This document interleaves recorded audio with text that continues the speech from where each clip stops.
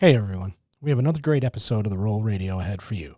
But before we get to that, please remember to share our posts, hit the like, subscribe, download, or whatever other button there is, and leave us a review wherever you listen. This will help us to continue bringing you the great content and amazing guests you have come to expect. Now let's get to the show. This week's guest can be considered one of the biggest innovators in Brazilian Jiu-Jitsu.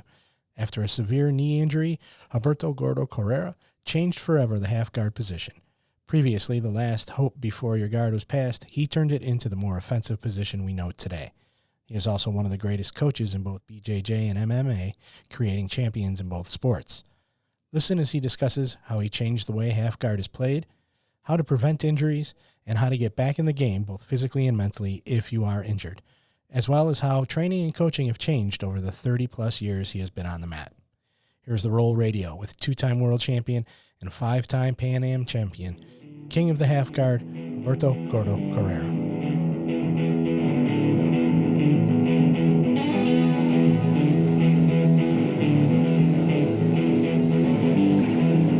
Welcome to Roll Radio.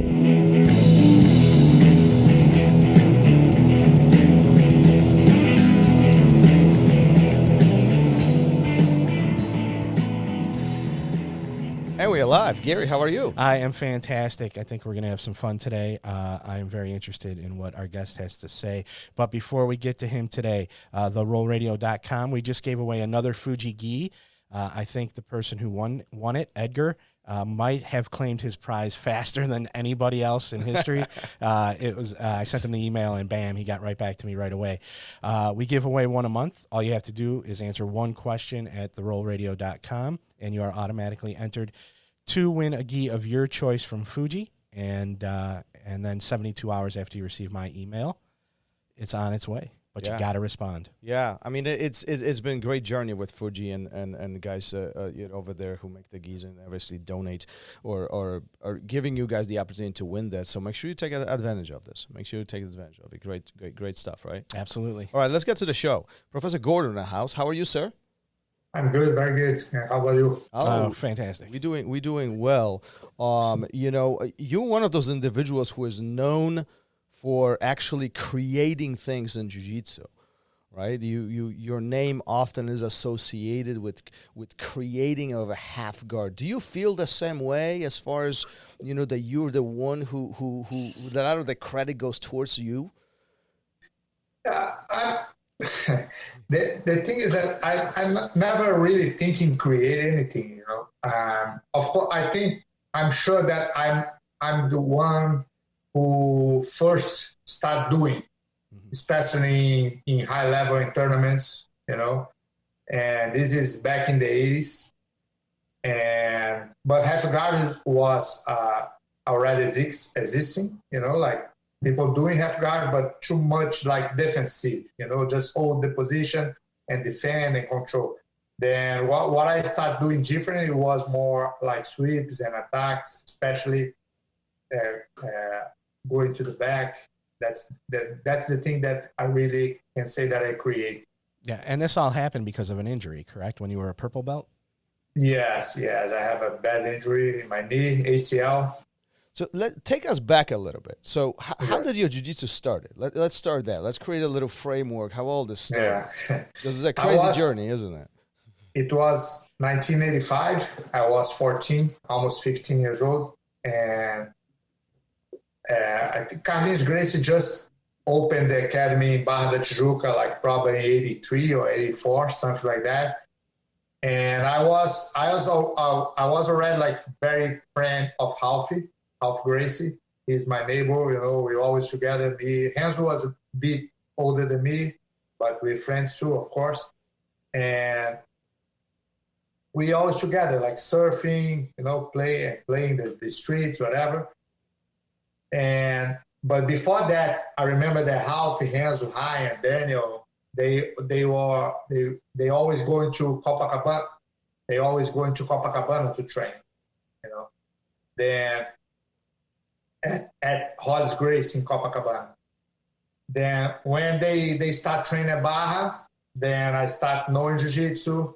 And I remember in the one weekend I was in Teresópolis with Ralph, Daniel, Joselito, and Higan. We was in the Gracie, the famous Grace house, the big one in Teresópolis. And there's a mat in the house, that's a small gym. And we are training. Like I didn't really have class of jiu-jitsu, but we training, they teach me a little bit. Then we are training, and he gonna look me at training and say, man, how long you have been training jiu-jitsu? Say, I'm not really training. I just play with them. Then he gonna say, okay, then next Monday I want to come to the academy, start training. That's how really I start. That's just like that. Just show up next Monday and yeah, start it. I mean, it's like 2 blocks from my house and easy, like go walking. And I always there in the academy. You know, I just didn't start training, but I always there because like I was waiting for Ralph or for Ryan to do something. Then we always together. Did you want to train jiu-jitsu at that point, or did you feel like you were just like kind of pulled into it because of people? I was looking for. I really was looking for. It's just it was kind of expensive at that time. I think people nowadays not realize how expensive it was, you know. And then I was talking to my mom, but she's kind of not now. You need to focus in school, whatever. I'm in high school. Then with that invited, I cannot refuse. There's no choice. Yeah. No choice to say no at that point, right? Yeah, good invitation. So your journey unfolds over, you know, obviously the white and blue and purple belt, and then some things happen during your purple belt, and unfortunately you have these injuries. Talk a little bit about that. What happened? How did it unfold? And honestly, what was the consequence behind all of this? Yeah, I remember that I'm in a final of the tournament in purple belt. I think I don't remember exactly which tournament, but one guy like get a foot lock, like straight foot lock, but he ripped my knee, you know, like the thing that is illegal today, but in that time the rules are not, you know, like too much strict. Then I remember that I feel my knee very bad. I didn't tap. I like yell like, whoa, tap. Then the guy let go. He won the fight. And after that, my knee started getting better, getting worse. I really don't know if this was my first injury or it's coming from soccer before, because I used to play soccer a lot in the streets. But after that, I probably this one that really ripped my ACL. Then after that, I was like injuries, and the doctor told me to stop training for a while. But, you know, like kids, I was 17, 18, don't want to stop. I doesn't want to stop. Then I back to training, but I cannot like circle my legs, you know, like doing guard. When I doing guard, I need to let my left leg like in the bottom and don't use too much. I start using just my right leg and my arms. Then it was like just like very defensive position, you know, just to keep stay in the mat. And then with that, and I have that time I was training with Jean-Jacques Machado. He was my main coach. And I don't know, like I said, I never looking for develop anything. I just try to survive and try to be more offensive, you know. Really what first thing that changed my game is when I started doing the underhook and turn to the back. That's the thing that really changed. And from the bottom, half guard, and end up in the back. That was the biggest change for me. So do you think that injury allowed you to adapt to the situation and actually get better, or do you think that the injury actually slowed you down? Because often there's a big conversation between students, right? Like injury, typically we think about it as slowing us down, but if there's an adaptation system around it, we can actually get better. What's happened, like in that time, I was very like competitor, you know, like I win all the tournaments in blue belt. I was doing very good in purple belt, and injury is always bad, you know. Of course, it slowed me down a little bit. My game was more like triangle, like arm bars in the guard or whatever, play on top.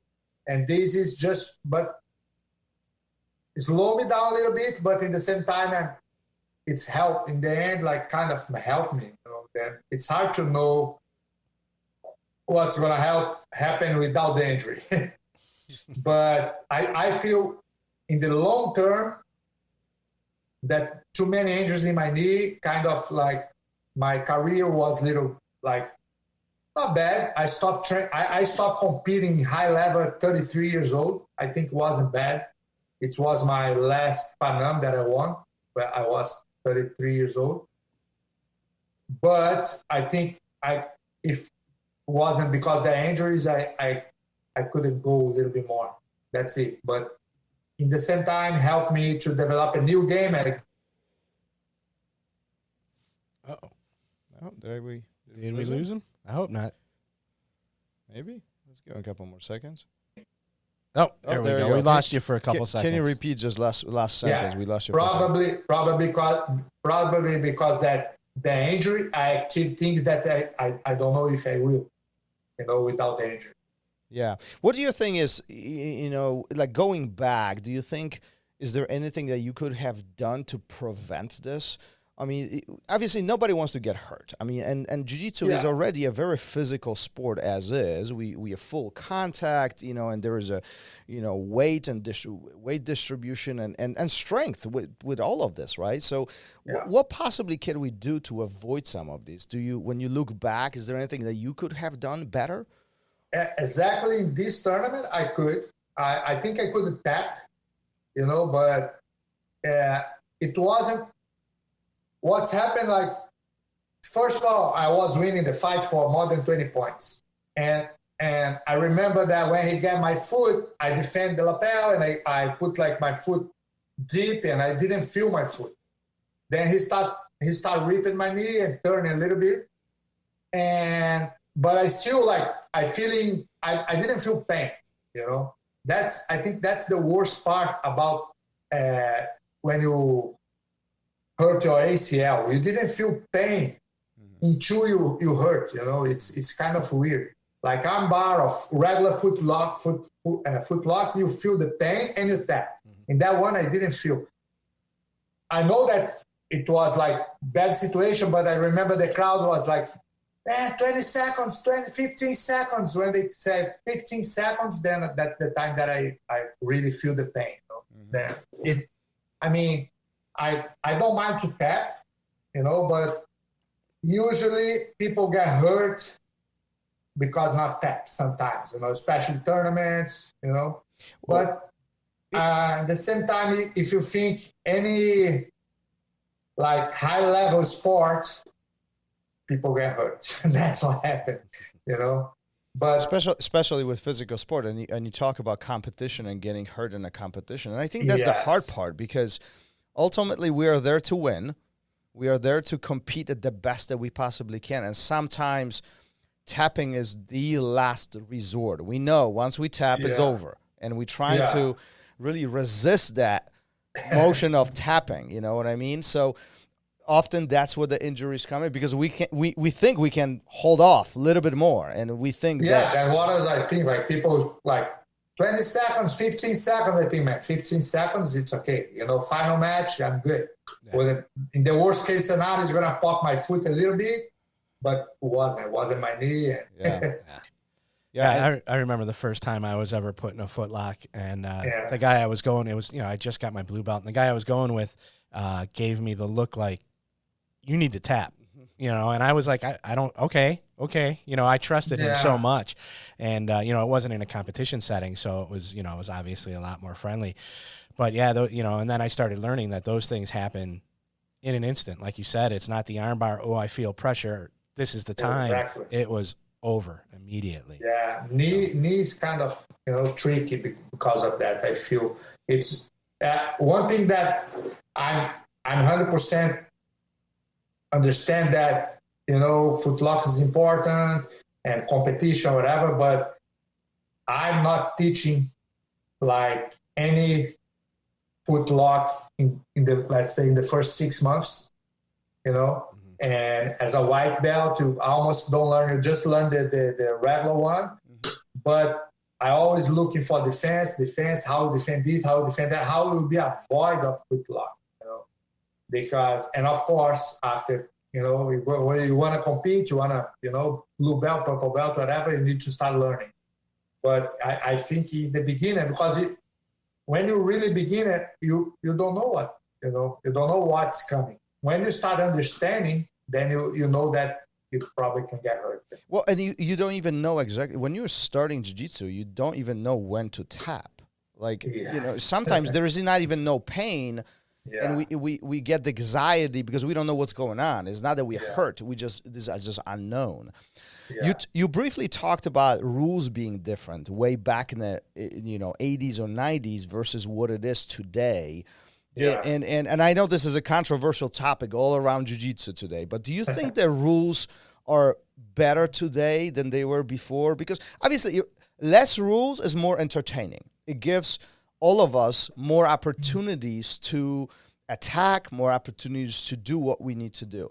More rules is more restrictive, but at the same time, more rules is safer, right? What are your thoughts on that, especially considering your situation and some of the obstacles with injuries that you've gone through? Yeah, I really think the rules are important.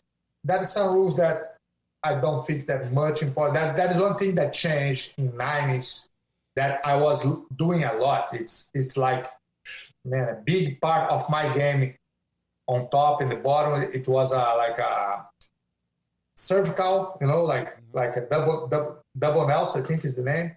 And I was like, I do a lot of sweeps from there. I still doing, like in the academy, just to keep training. And they stopped. Okay, it's bad for my game, but I understand. I don't think that is too dangerous. I think that knee locks are more dangerous. But I really understand. And about a lot of people nowadays talk about like less rules for black belts, let's say. Can be like if you black belt, adult, professional, whatever, brown belt, I think the rules can be less strict. But I think it's very important to keep like good rules especially for blue and purple belt. Yeah, and I think keeps the sport professional too. I mean, obviously, if more people get injured, if people get injured a lot in jiu-jitsu, then new people not going to be willing to come in and start training, right? I mean, injury is one of the biggest concerns for every student. And if you think, like, I can tell about my academy and my friend's academy, 95% of our students not competing, then, it's most important when you train at the academy, like safety. Safety is very important, that prevent injury.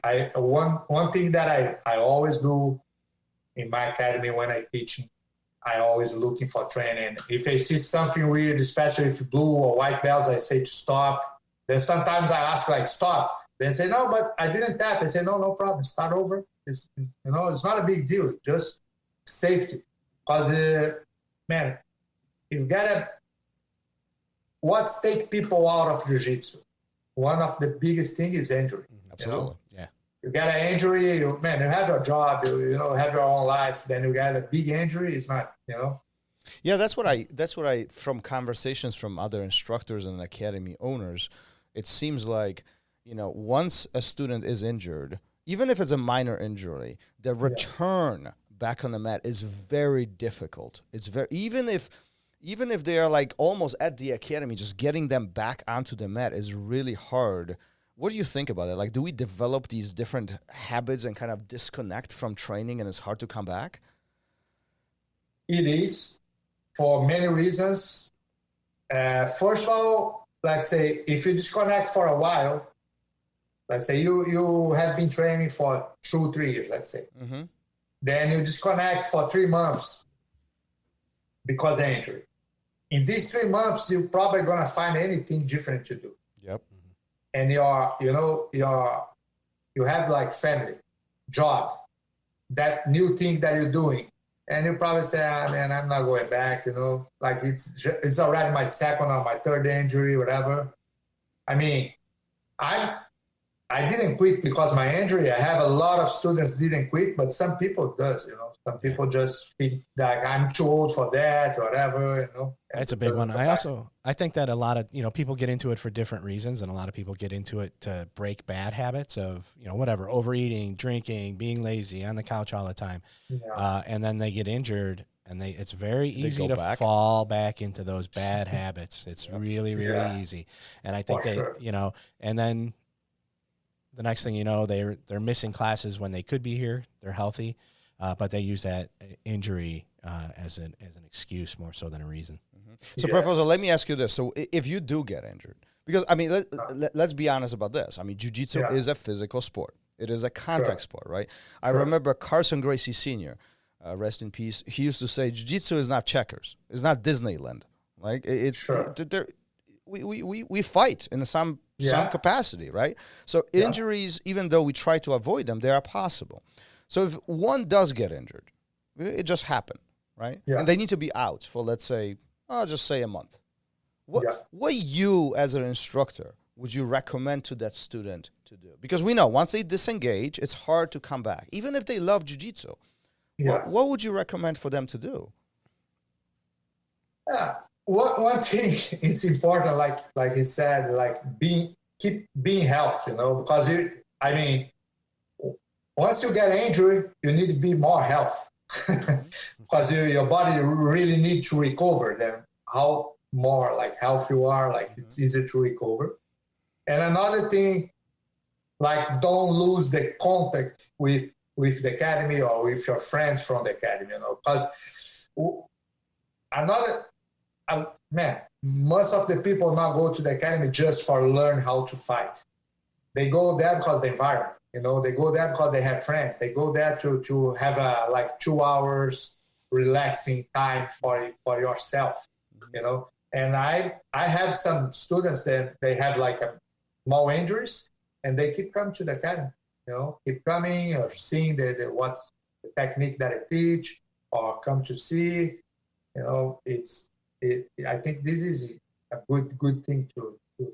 Yeah, and I always tell, and Gary can speak on this more, but I always tell my students is even if you can't train, you being on the mat and listening, hearing, trying to understand what is being taught is really important. Then you can always get yourself one of these and make notes, whatever the case is. All of that is part of your education. So education is more than just being and doing things. You have to think, right? And you can see the difference. When, let's say, if you stop training for 3 months, let's say, but you still, like myself, 2 years ago, I broke my rib. I really stopped training for 4 months. But I was teaching. I was in the mat. I was, I didn't training, but I keep there. Then this didn't affect too much, Like during the COVID, I stopped training for 85 days. 85 days. In 85 days, I trained 2 times with my son. That's it. Yeah. From March, April, and May, I trained just 2 times. But I was doing some Zoom classes. I was active. I was cycling, seeing fights, seeing videos. Then it's, keep you in touch. It's important. Yeah, I think the mental part is the biggest part because this is very vivid. It was my first injury here. It was a knee injury, nothing terrible, but it was keeping me off the mats, and I had to go run an errand. And after that errand, I was going to go to the bar. I was going to go meet somebody for a couple beers, and I was pulling out of the parking lot of where I was, the errand I had to run, and I literally could make a left turn to go to the bar, or I could make a right turn to come to the academy and sit and watch and take notes. And I knew if I made that left turn, I knew it at that time that it was going to be a horrible decision. I made that right turn, came to the academy, started taking notes. I was here all the time. Every class I could be on the mats. I was taking pictures, taking videos, and, that mental part of it, just make sure you make that first right decision can really have a long-term effect. So if you are, just just keep showing up, right? That's how you get good too. Keep showing up. Yeah, keep showing up. Yeah, and I often tell even my students, if there is a reason why you cannot train physically, talk to your instructors, because there are even other opportunities like helping with kids classes or doing other things all around the academy that maybe you don't necessarily you engage into, drilling or sparring, but you still keeps you mentally engaged into this activity. And believe it or not, it really helps. It really helps long term. Sure. You might not see it right in that moment. Yeah. And I also have students that have like injuries, then they come, they do the technical part, they do the drills.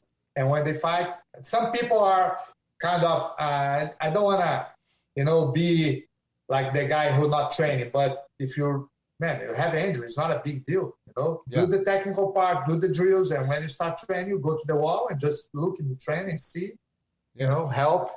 That's it. Yeah, and I even have a couple students there. I mean, I have a student who's 60 years old, and he doesn't want to fully be part of sparring with 20-year-olds. I mean, that concern of injury is significant, right? And he does attend the class. Gary's laughing because he knows who I'm talking about. No, I'm also relating it to myself. I'm just too stupid to not roll with the 20-year-olds. But what do you tell the older guys or older ladies? The guys who they have just age limitations. Let's call it what it is, right? They can't move the same way as the younger guys. They can't be sparring for an hour, 8-minute rounds like that. That's just not an option. What's your recommendation for them to train to make it effective? I have students like that. I have one in Brazil that he started training at 62 years old. He started jiu-jitsu. He never did jiu-jitsu before. He did judo when he was a kid. Wait a minute. You said 62 and he started? Yeah, he started at 62. But he's very healthy. Small guy and no fat, and he retired from his job and he said, man, I need something new in my life. Hey, you think I can try? I said, man, I mean, like you have injury? First question that I asked, you have any big injury? He said, no, I'm 6'2". I said, okay, 6'2" is not a problem. Try one class. I mean, I lent him a gi. And I told him to try 1 week. Try 1 week and see. But he was a boxing student from my gym. Mm-hmm. He did box for 6 months, and he saw we train jiu-jitsu, and he got interested in jiu-jitsu. Then first class, when he finished first class, he went to the front desk and signed up. He said, no, I like this. Then he signed up. Now he's a black belt. It takes like 10 years. 9 or 10 years to get his black belt. That's amazing. Now that has to be really rewarding for you. And this guy, man, it's funny. That guy training hard, man. I always, that's some people that you need to push. This guy, I push him back. But he said, no, I want one more. I say, okay, cool down. Okay, come back tomorrow, something like that. Now I have another student. He start 2 years ago. He's 6'6" now. He started at 6'4" here in America. But he was black belt karate. He competes in karate a lot. He really liked martial arts. And he came. Same thing. Like he asked, you think I'm too old, whatever? I said, no, you can do it. But he has an injury in his back, like a hernia or something like that. And that's the way how he do it. He come to, like now he's coming like 5 times a week. He start 2-3 times a week. Now he's come 4 or 5 a week. He do all the class. He do the warm up. He does all the technical part. And the sparring session, sometimes he does, sometimes not. Like yesterday he told me, man, I'm really tired from yesterday. Then I say, okay. Go to the wall, wait, just see, look the training. It's not he cannot sparring 5 times a week. Right. He's not, his body cannot handle that. Then I think for us, like for the coach, it's important you, with this experience, You start, see who can you push more, who can you not push, That's how I think. Yeah, I think that's some of the intelligence that we have as instructors is really important. And I mean, honestly, I wish I knew some of these things way back in the day. 20 years ago when I was starting, nobody told me these things. 25 years ago, I just push hardest as I can. Oh yeah, I know. I know. 25 years ago, I want all my students be like, I kill all my students in 2 hours class. That's it. That's what I'm looking for. Now I completely change. I understand. Every person different. Every day is different. You cannot just push everybody 100%. Are you listening, Thomas? Are you listening? Be quiet. Do you think so? We talked about sparring a little bit, and obviously with the guys who are middle or older, middle age or a little bit older, that's the difficult part. Do you think the sparring is an important part of the training, or should it be skipped at some in some situations? Do you have a student who does not spar at all and they compensate that, or they find other ways of training?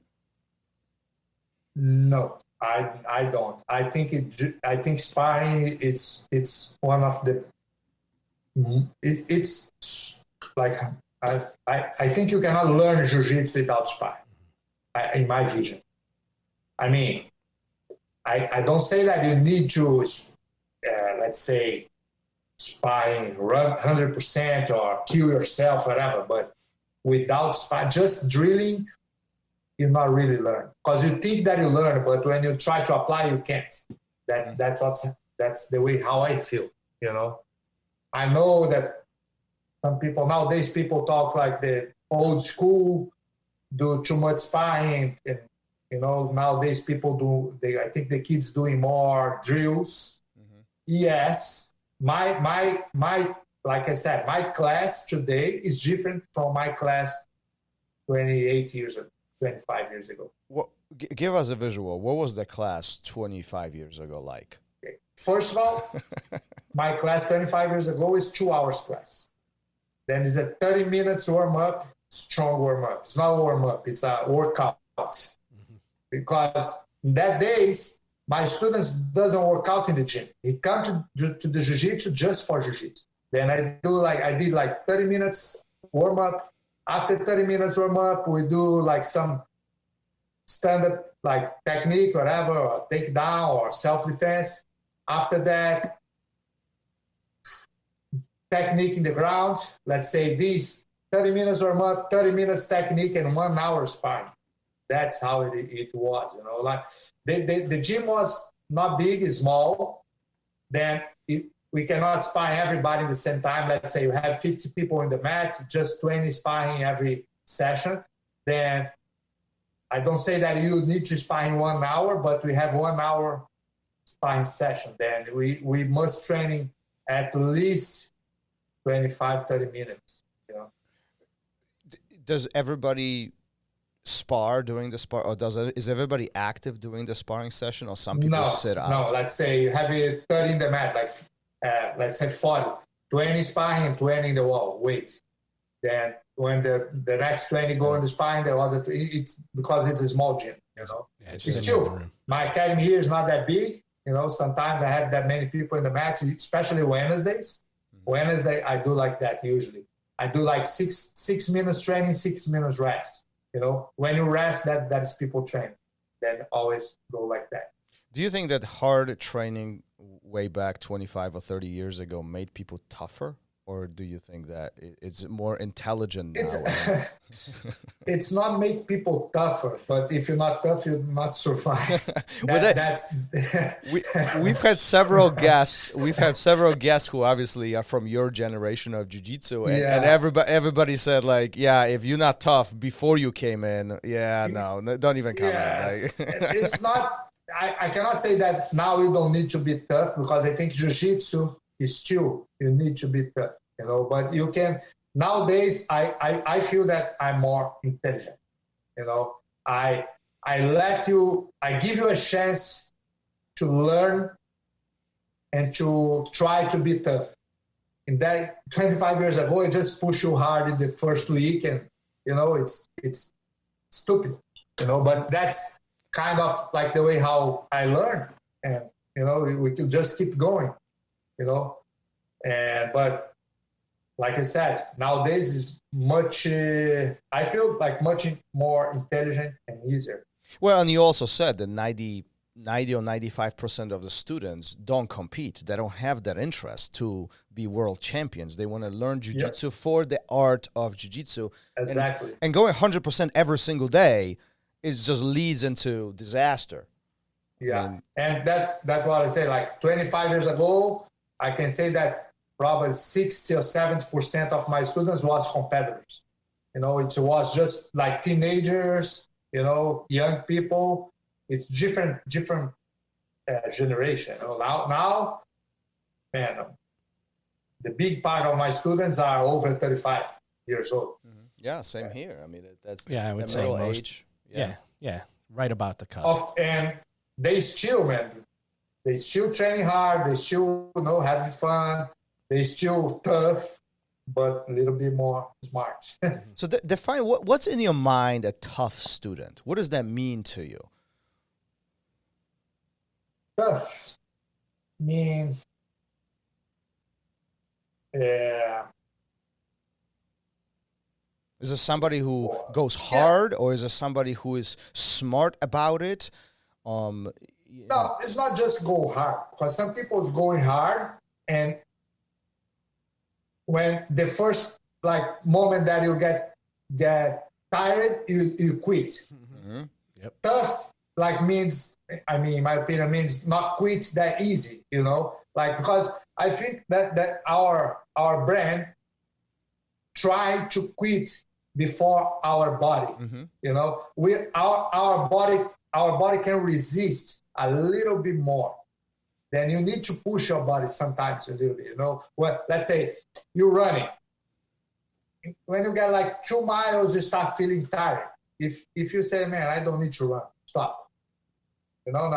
Then you're tough. You push yourself a little bit more. No, I'm going a little bit more. I'm going 4 miles. I'm going 5 miles. You need to push yourself a little bit more. That's me. Be tough. Yeah, don't quit easy. Yeah, and I don't want people to misconstrue the quitting thing.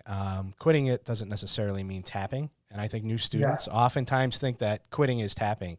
For me, tap is not quitting. No, I think that tap it means let's go again. Right, exactly. That's what makes a person tough. Is if they tap, you win, and let's do it again. Yeah, if they get back up after tapping and say, let's do it, or there's 3 minutes left in the round. Let's keep going. In the competition, when you tap, you lose, and you don't have probably in that moment you don't have another opportunity.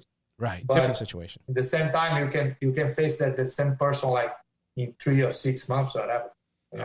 Yeah, I wish things were like this 20 years ago when I was starting. I did not like tapping ever.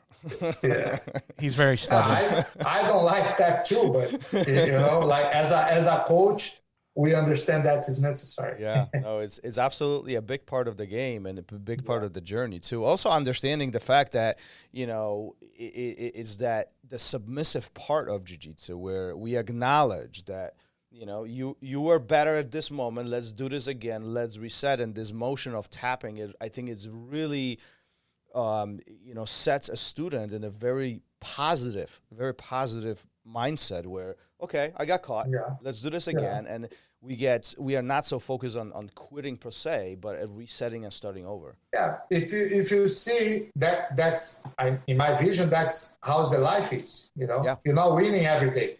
Sometimes you lose. Then what do you do? Quit and go home? No. Let's try again. That's I always compare the life of jiu-jitsu in this aspect, make you tough, make you understand that, try again, not just in the first bad result that you have, you quit. I have students that, but they are very tough. When they have bad results, they just, I don't know, I don't want anymore. Then what you need to do as a coach? Man, rest a little bit. Let's see, come back. Let's see what's going on, and make people understand that life is not easy, Jiu-jitsu is not easy even. Oh, no. Do you think jiu-jitsu is easy? No. I don't think jiu-jitsu is easy. It's not easy for me. It takes a long time to really understand everything that's happening, right? And do you think that besides injuries, that the fact that jiu-jitsu is so complex, is that a reason why a lot of people get discouraged and they quit? I think so, especially because it takes time to learn, sometimes people compare jiu-jitsu with university. If you see, it's more complex than university, about timing. It's hard to get a black belt in 5 years. You can finish university in 5 years. Black belt in 5 years, it's just a few people. Then I think it's one of the reasons that, because let's say you're going to, a lot of people ask me when they first start, like, how long take to get a belt? Then I say that, depending how much you train. Let's say blue belt, let's say 15 months or 12, 15 months, depending if you're training constantly. Then, okay. But black belt, say, man, black belt, it's take a while. No, I cannot tell it. I have a student, it's a woman, and she was talking to my wife. She said, when I changed my belt, she's a blue belt, and she was saying that when I change my belt, I want to go straight to purple because I like purple. I don't like blue. Then my wife told her, but it's not what you like, like you go blue, then purple. She said, no, but I want to change straight to purple. I said, okay. It's going to take 7 years, probably. No worry. Wait, take your time in white. It is how it is. That's funny. I don't think that I ever heard that before. No. Gary, what's your favorite color? Which belt do you want? Well, right now it's not blue. I agree, but I don't know. It's I'm not going to ask for any special dispensation. Do you think that this progression between belts makes it easy for the students, especially it kind of gives them the anchor points, or do you think it's more of a, well, I don't know. What do you think about that? Do you think the belts are important as all of this is happening because it takes so long? I think in the spectrum of jiu-jitsu, I always think that we can add another belt. Okay. Because sometimes I feel, let's talk about blue belt. Mm-hmm. Okay, the guy who just got his blue belt and a 4-stripe world champion blue belt, it's a big distance. Oh yeah. Like in purple belt or brown belt, you don't see that much distance. Mm-hmm. When you get your purple belt, means, man, you're ready for purple belt. Mm-hmm. When you get your blue belt, when I give the blue belt of my students, I mean, they are ready for blue belt. But blue belt, it's too long, in my vision. Many people say the blue belt is the toughest belt, is the most difficult belt to go through. Between the blue belt no stripe and the blue belt 4 stripes, it's like it's such a huge distance. Yeah, because it's when we get smashed almost every day. Yeah. It's like when you white belt, people kind of go easy with you, and you're looking for, okay, I know that in a year or in a half, I'm gonna get my blue belt. When you change for blue belt, then you think that, I'm blue belt. You see that, don't change that. There's no switch. Still, Yeah, there's no magic. Yeah. Nothing happens that next day. What I think that changed a lot in my days, I was thinking, like, talk about with some of my friends from the past, like Daniel, Russo, or Ralph. We're not really looking for belt, when I was a blue belt, I want to be the best blue belt in my academy. That's what I'm looking for. I want to be good in blue belt. Then the purple belt come. Then when I get a purple belt, I don't think like, okay, 2 years brown belt. No, I want to be the best purple belt. Then the brown belt coming, always like that. Nowadays, people, I see like my student, how much they change, because I always play.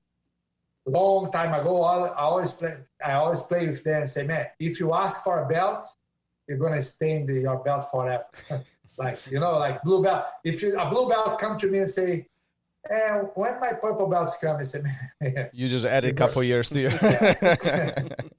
Nowadays, I feel that people really, they have more, they really want to know, like how long it takes.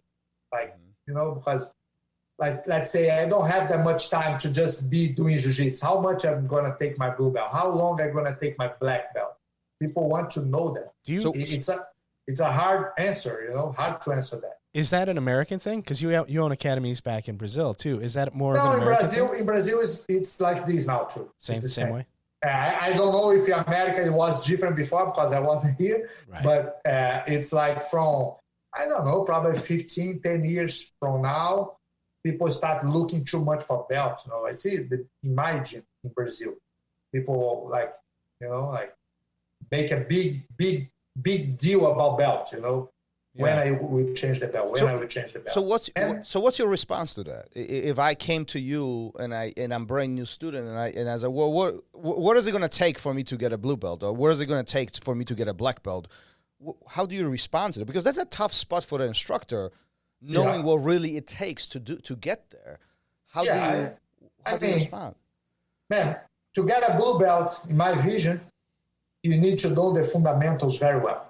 How to escape from mount, from back, from side control, how to pass the guard, how to do some sweeps, how to make an armbar. That's like the foundation. If you have you don't need to be very good in foundation. You need to know the foundation. Then you're able to get a blue belt. Okay. When you're very good in the foundations and you have a little bit more, you can be a purple. That's how I think. Is it brown belt? More is it the same for knowledge. everybody? Huh? Is it the same for everybody? So is person one blue belt the same criteria as the person next to them, or do you really customize them to the individual? It's very individual. Yeah, it's very individual because every person has. I'm trying to do the same, but it's very individual. Some people has injuries. Some people has age. Some people just don't look. Sometimes you have knowledge, but because your age or because you're not flexible or because you're not strong, you cannot apply. But you know how to do it. Yeah. It's not like I beat you, then I need to. If you're black belt and brown, I beat you, I need to be a black belt. No. I have purple belts that beat black belts. That's it. They are young, stronger, competitors, whatever. Purple belt, for me, in my vision, is a very good belt. And it was the belt that I'm more like appreciating. Yeah, it was my favorite. I love being a purple belt. Purple belt was my favorite. Purple belt, in my vision, purple belt, you're able to beat everyone. You're able to train hard with a black belt, and you still purple. You can do things wrong. Nobody's going to yell at you. Yeah, I know. Because, once you brown belt, then it's like, you brown belt, you can't do this.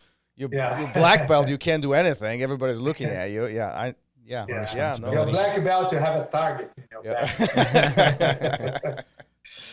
Professor, I know you're limited on time, so we want to kind of wrap this up a little bit, okay? We got to kind of bring this to the end soon, but before we do that, we have 5 questions for you, and we do this with every guest of ours.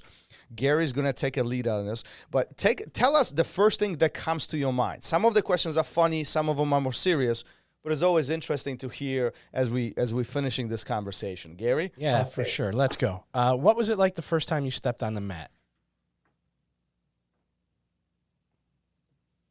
What was your feeling? Kind of scared. Scared. Now, is this back in the house, or is this like when you in actually house, went to the academy? Grace bar. Yeah, scared. I think that's a lot of people's first reaction. I know it was mine. Scared and excited at the same time, but scared. Yeah. What has been your most rewarding achievement, on or off the mats?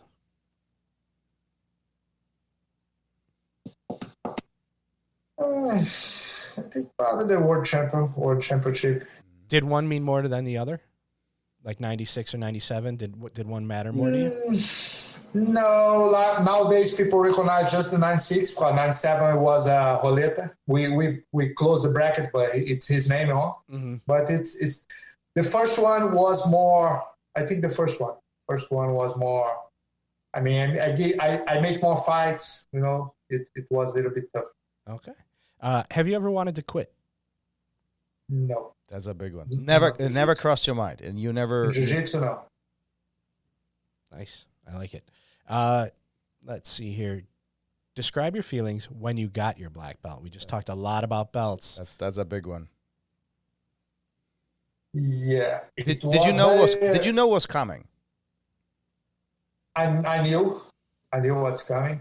It was very emotional for me. I knew that's coming because it was the first time that Carlinhos Gracie make a belt ceremony. It was really the first time. You know, like was in the academy back in the days.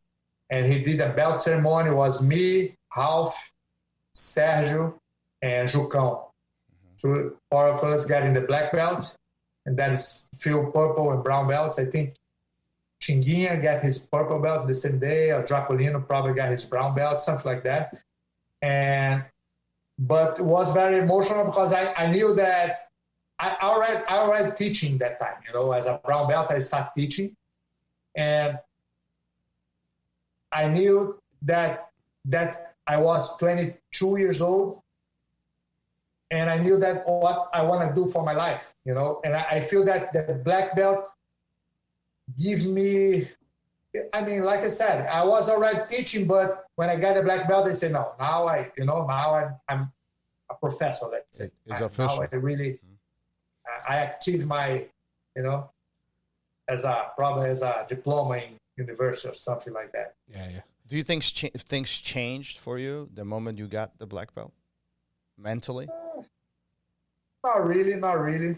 No, I keep this kind of the same. I'm just happy, you know. Don't change that much. Nice. In that days, man, it was in 1992. Being a brown belt in 1992, it was like very, you know, like it's just a few brown belts in that time. Then I was already like happy in the brown belt, and the black belt just like, you know, it's how can I say, like proving what I have been doing for my last, let's say 7 years. Validation. Yeah, maybe. Validation. Yeah, that's the word. Do you think the black belt holds the same value today as it did when you received it way back in the day? Because there are so many black belts these days. I mean, that is just, it is what it is. The sport is growing. The art is growing. It has more presence around the world, right? Yeah. The value is the same for, I mean, like, how can I say? That's a tough question. Sometimes, sure. Let's say back in the days, in 80s, 90s, I remember that I knew some black belt judo, you know. Mm-hmm. Then that is a very good black belt judo. And there is some black belt judo that they are not that good. Mm-hmm. And I feel weird because I say, man, this guy black belt, but his takedown is not that good, you know. That how? But he's supposed to take down everyone because he's a black belt judo. Nowadays, I understand that jiu-jitsu is kind of the same. You know, it's not just because you're a black belt that you can beat everyone.